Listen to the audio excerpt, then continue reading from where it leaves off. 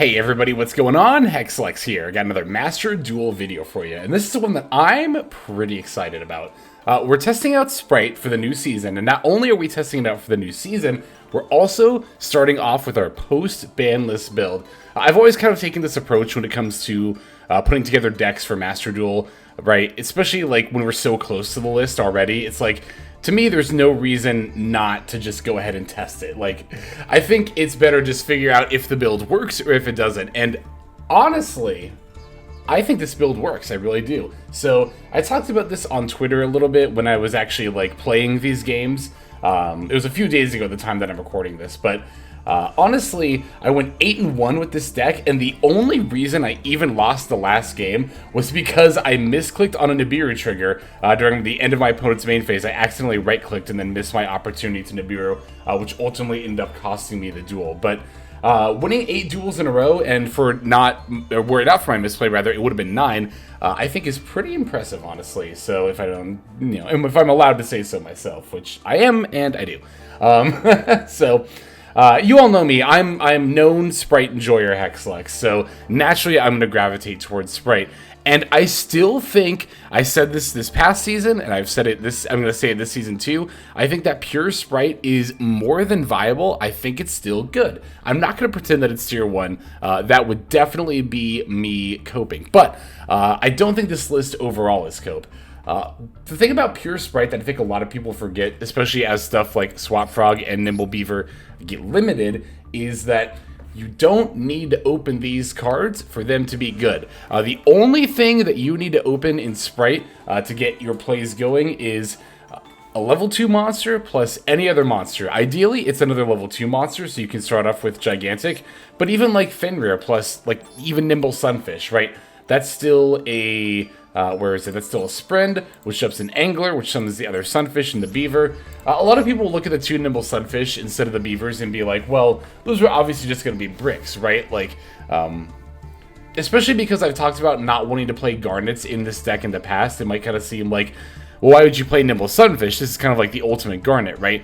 And I do agree that this is more of a Garnet than like the Melfi engine, which I've said, you know, oh, you have to play the Penny, which is a Garnet and uses multiple extra deck slots, but the Sunfishes here, they don't use the extra deck slots, and they, more importantly, they enable the Nimble engine, which I think is still worth playing, because getting to go into the Sprind and then using the Angler to put out 2 more level 2 bodies is very, very powerful.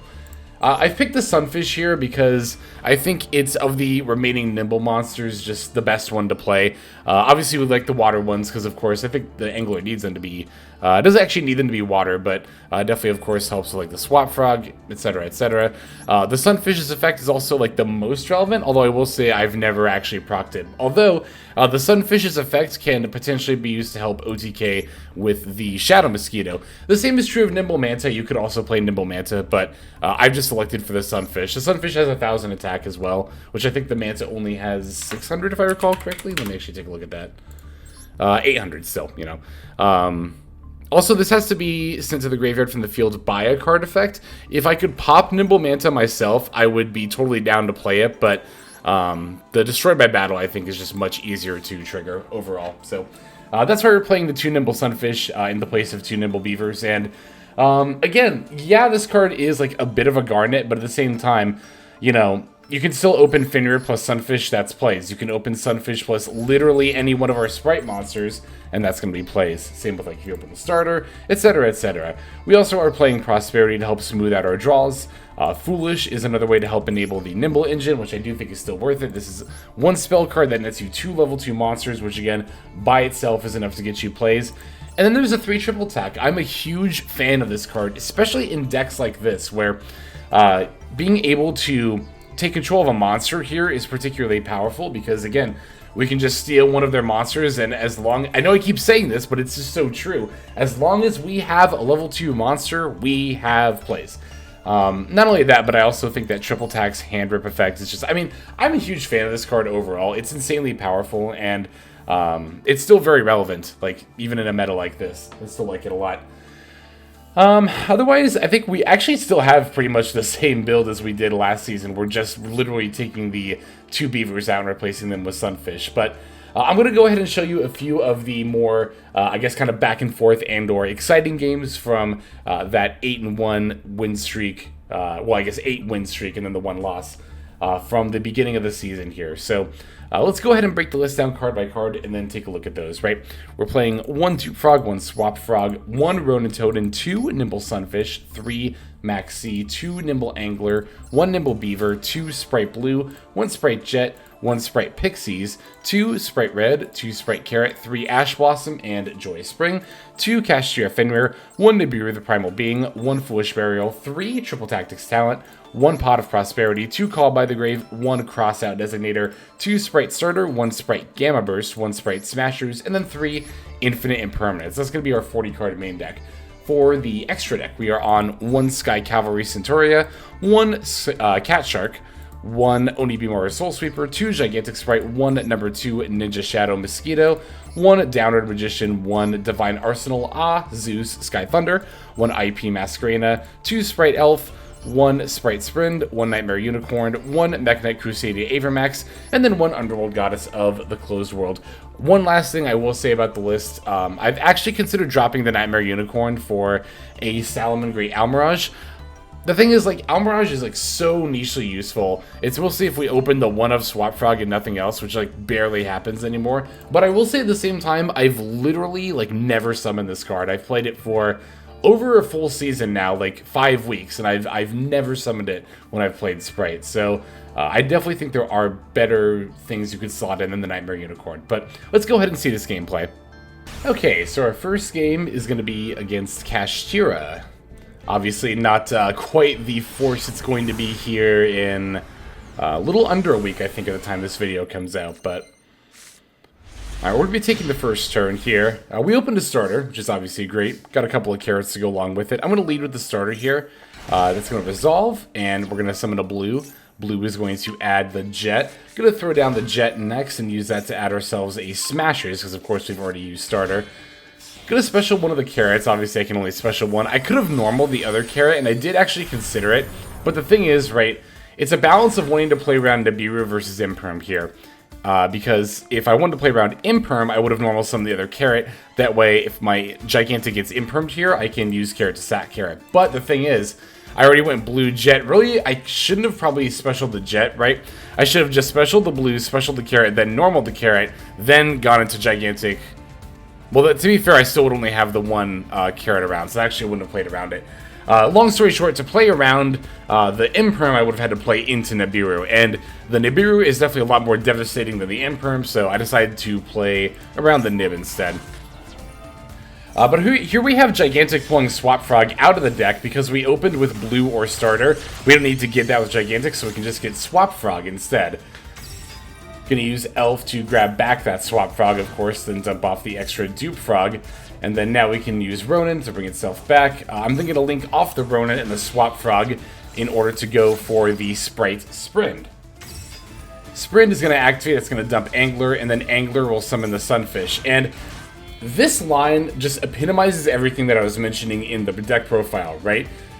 The Frog engine and the Nimble engine are very much still worth it for the reasons you just saw. You do not need to open them for them to be good. A lot of people are still, even as I say this, like I make this point to people, they're still like, yeah, but you only have 1 Beaver. How can you still play the Nimble engine? I'm just like, I just said, like, you don't need the Beaver. You don't need to open the Beaver for the Nimble engine to be good. You don't need to open the Swap Frog for the Frog engine to be good. So I wanted to very clearly illustrate that point before I get those comments again, like I know and I'm inevitably going to get. So I'm going to make an IP Masquerena here. It's really nice to have the IP and the Sprind, because now we can potentially go for the Avramax without even having to use our Elf, which is incredible.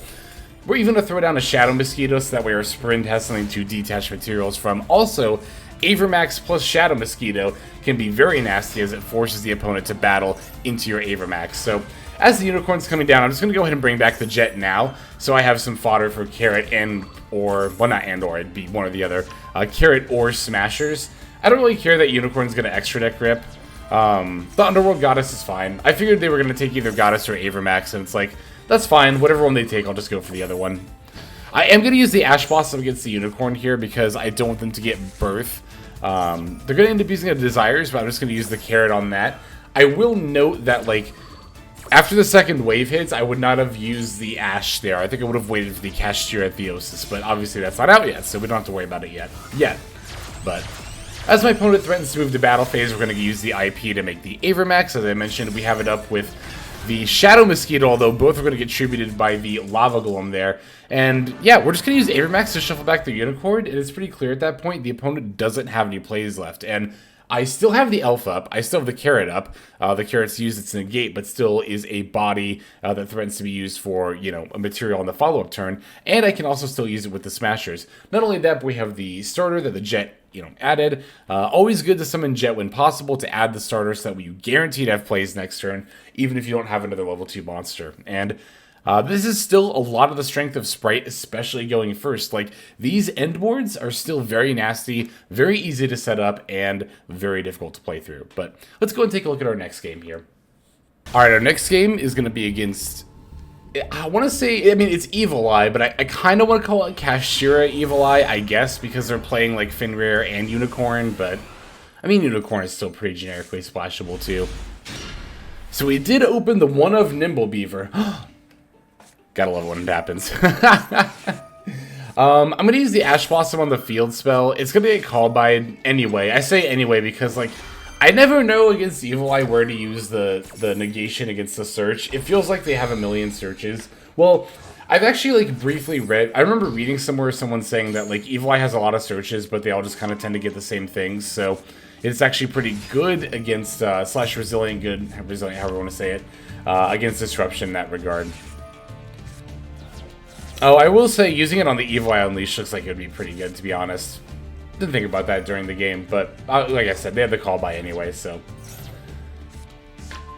The monster here, Surzeal, does threaten to pop our stuff as a quick effect during our turn, so gonna have to address that. Evil Eye of Awakening is also going to allow them to drop this, what is this called? The name just scrolled by. Something familiar. Basilius. Oh, that's right. They end up going for... I was going to say they go for another disrupt. I was trying to remember what it was. It's they end up going Darius into the Divisor King Deus Machinax, which does not negate monster effects. So when a monster does activate its effect, it can attach that monster as a material, which is potentially pretty nasty. So I'm going to start with the Beaver for the Angler. The triple attack is going to put in a lot of work here. I'm just waiting for the opponent to proc it. Gonna end up summoning the Sprind. Opponent's got a Veiler for it. Thankfully, we have the Called by here, so we can just go ahead and throw that out against the Veiler. And we even have the Crossout and Ash Blossom for some more disrupts as well. Alright, Sprind is actually going to resolve. I'm actually kind of surprised. Well, to be fair, my opponent's cards don't negate again. They just either destroy or attach, but... Again, I'm really just waiting for my opponent to...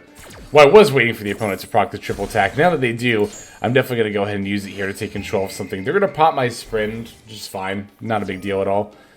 Also, you might note that the Surzeal, right, my opponent used this effect, but then I was still able to use the effect, even though it's a once per turn. The reason that it's possible to do this is because of the wording of "you can." You referring to each individual player. So... when it says, you can only use this effect of Surzeal, Watcher of the Evil Eye, once per turn, and my opponent used it, that's only referring to my opponent. I am a separate player, I'm a separate you, so now it's saying you, referring to me, you can use this effect once per turn. So, for those who are wondering why that works, that does actually work with triple attack and other take control cards when you have a card that says you can do something once per turn, but... the triple attack is going to pretty effectively allow me to answer both of my opponent's monsters, and it still leaves me with 2 Nimble Sunfish on my field. I'm just going to go ahead and link those off into an Elf, and my opponent realizing that now I can just go into the Gigantic, into the Blue, into the Jet, into the, what is it, what's the quick play spell card? Gamer Burst, of course. Pretty easy line for an OTK there. So, that'll do it for that game. Let's go and take a look at the next one here. Alright, I think I've encountered the deck that people generally would dread to face the most. This is Runic Kashtira Stun. They're playing Runic cards, they're playing Cash cards, even beyond just Fenrir and Unicorn, and they are playing Floodgates as well. Thankfully, though, we get to take the first turn. I'm going to start by special summoning the Kashtira Fenrir, but my opponent's going to chain Maxx. So, generally speaking, I really don't like playing it in Maxx at all on turn 1 if possible. I think giving the opponent 0 draws is ideal, and thankfully we get to do that here because the Fenrir is not a special summon that starts a chain. The opponent wasn't able to just chain Maxx directly to it. Plus, I'm definitely fine ending here because I really can't make any more significant plays without giving my opponent probably at least 3 draws. And the Fenrir is definitely threatening with its banish ability, even by itself. And I also have both Maxx and Nibiru in hand, so I'm thinking to myself, you know, I have to pass here, but that's definitely not a big deal. I'm going to Maxx during the draw phase in case my opponent has Kashtira cards, which they do. They're going to start with a Dimensional Fissure, and then sack off my Fenrir for a Kaiju. I forgot they had that as well. They're going to go tip into Fountain next, banishing a Carrot. Fountain's going to go ahead and activate, and then they're going to play a Golden Droplet. It's going to draw me a blue and banish some relatively irrelevant. Yeah, that makes sense, right? I don't know. Anyway, they're summoning a Fenrir, just giving me more draws at this point, and I'm getting some pretty good draws here. Got a blue, got the triple attack, I think? The Carrot, and one of the cards, I don't remember. Gonna go ahead and start with the Swap Frog. I did honestly forget that the Dimensional Fissure was on the field, I won't lie, but to be fair, it also did proc the Fenrir, which allows me to proc my triple attack. I decided to use the hand robbing effect because my opponents already used their Fenrir effect, and I don't really have that hard of a time dealing with just a 2400 defense monster. Plus, this did also force them to use all their runic spells at once rather than getting to use them, particularly the destruction one, when it would be maybe a bit more ideal. So, I get special summon a Fenrir now. Opponent's going to chain tip for the freezing curses. And I think they even preemptively use the freezing curses here. Yeah, which is completely fine. I'm just going to go ahead and throw out my starter in response. Grab myself a Jet. Jet's going to go ahead and activate. That'll allow me to get the Smashers here. I can special Carrot, and then Blue. Blue's going to activate to give me Pixies. And we're going to link these two off for Elf. Elf is going to activate to bring back something, whatever, Maxx. I think it was actually the only 2 I had in the graveyard because of the Dimensional Fissure, but this deck actually plays under the Banish effect quite well, so that's definitely worth noting for, you know, when a certain card that's arising the hearts will be banishing everything. That was awful, I know. I'm going to throw down the Sprind here, which looks really weird, but we get to use Smashers. I mean, to be fair, this wasn't the best use of Smashers or Sprind. Or just my cards in general. Like, I mean, I kind of like net gain the same amount of materials anyway. So I guess it doesn't really matter, but whatever. We're going to get the Sunfish and the Beaver out of our deck. Going to go for an Onibimaru Soul Sweeper. Use that to remove the opponent's monster. And this would be lethal were it not for the Runic Destruction here, which gets to summon a body. Well, it would summon a body. I'm going to negate it with the Carrot.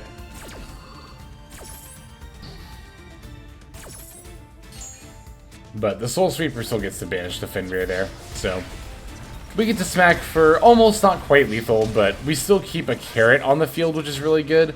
And our opponent is in top deck mode. So, like, they can activate... I guess it depends on the runic card they top deck, or if they top deck one.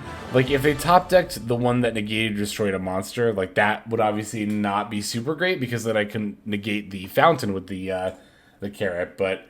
it makes it so my opponent has to top deck exactly one of those cards, but clearly they didn't because they just ultimately end up conceding the game. All right, we have one more duel to watch. Let's go ahead and check it out here. And our last opponent's going to be playing Knightmare Runic. Lots of Runic right at the start of the season. Seems like people who are grinding relatively quickly tend to like to use a deck like that. I think especially during the start, it actually makes sense because people concede against it more quickly, which I think is actually a relevant thing. So I'm going to Maxx during the draw phase. Opponent's going to chain the Runic Slumber here. Slumber is going to, of course, summon the Hugin. Then my Maxx resolves. Hugin's going to activate and discard the Naturia Sacred Tree. Now, I did activate the Ash Blossom, but I actually did stop and consider it during the actual duel, because basically I can do one of 2 things with my Ash Blossoms. I can either I can use the Ash on the Hugin and stop their Runic line by stopping the Fountain access, or I can use the Ash Blossom on the Naturia Sacred Tree and stop the Naturia line of it. You know, not use the Ash Blossom here and then wait until that next chain link comes up. But the reason I decided to use the Ash Blossom on the Hugin here to stop the fountain was because I've already resolved my Maxx, and I know the runic side of it involves more special summoning, so that will allow me to draw more cards, so that ultimately ends up being the one that I let kind of go through here. Would just depend on the hand, honestly, which one you negate there, but I think it's an interesting decision point. Alright, they're going to grab the Camellia with the Sacred Tree. Moving to their main phase now, normal summoning the Camellia. Camellia is going to send another Sacred Tree, which is not once per turn, so that means they'll get to add a Naturia Blessing here. Looks like they're syncing the Camellia with the Hugin in order to go for the Stardust Charge Warrior. It's going to allow them to get a draw, and me as well. Drawing Triple Tack, the MVP of this deck, and the MVP of just about any deck I put it in, honestly, which is increasingly becoming more and more of them. I will say, though, this. I've considered going down to Triple Tack for this reason. Like, it doesn't happen that often. The odds of it happening are so very minute, but every time I draw the second Triple Tack, I just have that thought of like, but what if I only played 2? But I will say I probably see Triple Tack a lot more often because I play 3. So, I remember, like, I've looked up the stats on Yu-Gi-Oh!.Party before, and I feel like it's more worth it to play 3 Triple Tack, but I guess, I don't know, it definitely pays to keep those statistics in mind when you have that kind of, like, subjective reaction to a hand like this. Alright, they're going to send a Mole Cricket. So here's the thing. I'm actually going to Prosperity for 6 here, which looks kind of weird. Normally, I only Prosperity for 3. On turn 1, let me say this. On turn 1, I only Prosperity for 3. And the 3 that I tend to send are Centauria, Cat Shark, and Knightmare Unicorn. These are just the 3 that come up by far the least in the extra deck in my experience. But because I have knowledge of not only the matchup I'm playing against, but also the situation I have to play in, that being my opponent has 2 face-down cards, and, you know, the Camellia and the Stardust Charge Warrior up, I decided that it would be better to Prosperity for 6, and then I can give up some cards I don't think I'm going to need this duel, which are going to be Onibimaru Soul Sweeper, number 2 Ninja Shadow Mosquito, and Underworld Goddess. The Shadow Mosquito I was the least certain about sending here, but ultimately decided that it was worth it to get rid of it in order to get 3 extra Excavates overall. So, not just an extra Excavate, but looks like they're going to chain the Naturia Blessing to bring back, I assume, that Mole Cricket, yep, that they just sent. Prosper's going to resolve, and there's Ronin, Dupe, and Foolish. If I just Pros for 3, those would be my options, which, to be fair, the Foolish Barrel is not a bad option. It does allow me to potentially get 2 level 2 monsters. I even have the Crossout Designator to protect against a potential Ash Blossom. But let's see what else I got to Excavate because I banished 6 and not 3. Ash Blossom, Fenrir, and then the other Fenrir. And I'm ultimately going to take the Fenrir here. The Foolish, I think, is just a little bit more risky. And I can already proc the Triple Tack, too, is the other thing, right? So, with that in mind, I really like the idea of summoning Fenrir and Carrot here, and then using the Triple Tack to steal one of my opponent's monsters, potentially use it with Carrot to go into plays while keeping the Fenrir up to threaten the banish. I just think it offers a lot more options than more level 2 monsters, which I think I already have reasonable access to. So, opponent's going to Maxx. We have the Crossout, so I'm just going to throw that out here. Definitely don't want to give the runic opponent even more advantage, that's for sure. Although, I think we're reasonably likely to just win the duel on this turn anyway. So, Fenrir is going to activate, and I'm going to go ahead and use a Triple Tack, because that'll allow me to steal the Sunflower that's inevitably going to come out here. I did not plan this, I will say, I didn't plan it to this extent, but I kind of figured, oh, I'm really glad I guess I kind of planned a part of this, right? I didn't plan on exactly stealing Sunflower, although that ends up being the best thing to steal, not only because it's level 2, but also because it takes off the negate from my opponent's board. But I will say, I think there are some players who might have tried to activate Triple Tack to draw 2 there, and not thought about the steal, but I definitely think that, you know, a lot of people just default to drawing 2 off the Triple Tack, but I think holding it and waiting for a good opportunity to steal and or hand rip is the best way to play it. So, definitely glad I held it for the steal here. And yeah, my opponent will just snap concede there because I've taken their only negate, and I think they know I'm on Spright by that point, because I revealed the frog monsters, which I think kind of gives it away. But yeah, I mean, I clearly have the plays here, so it makes sense that they would just concede. But that's going to go ahead and do it for these games. Hope you all enjoyed this video. I know it might be a bit divisive. I know a lot of people are probably going to say that my list is cope, and maybe it is to a certain degree, but again, I'm not going to claim that Pure Spright is tier 1 like I did last season, but I will say that as long as you have 2 level 2 monsters on the field, you'll always be able to do, well, always, with the current card pool, you'll always be able to do Spright plays. So let's go and just move now to the outro. Alright everybody, that's going to do it for this video. Thank you for watching it all the way to the very end. That means a whole lot to me, and it's also a fantastic way to support the channel. And if you're interested in supporting the channel in other ways besides YouTube, there are plenty of ways to do that. If you check out the description below, you'll find a bunch of links down there. One of them goes to my Patreon. You're actually seeing the names of everyone subscribed to the Patreon on the screen right now. So if you're interested in getting your name in the credits here at the end, if you want to see more daily Master Duel content, or if you're interested in one-on-one private coaching sessions, I offer all of that on Patreon. I also stream live on Twitch. Feel free to go ahead and click that link and follow and or subscribe there. I also have the Discord community, if you want to follow that link, where hundreds of duelists have already signed up. Free to join, and you can just come hang out, talk about the game, and chill in general. Final link that's going to be in the description is my Twitter. You can follow that if you want some more notifications of what's happening with the channel. So, all in all, thank you all so much for watching, and I hope you have a fantastic day.